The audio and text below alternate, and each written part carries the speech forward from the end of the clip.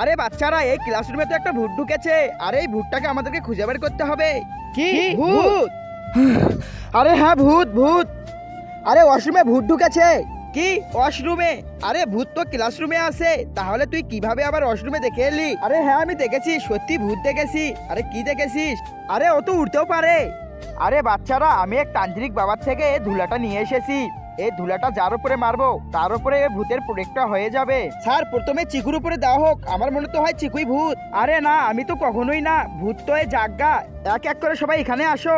আরে ঠিক আছে স্যার। আরে তুই ভূত না, তুই চলে যা। সমিত, এইবার তুই আয়। ঠিক আছে স্যার।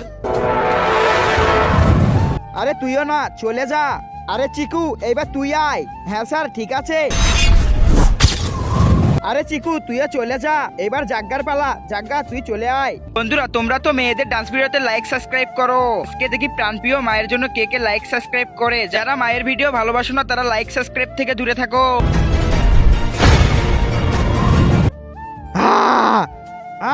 ভূত! আরে পালাও।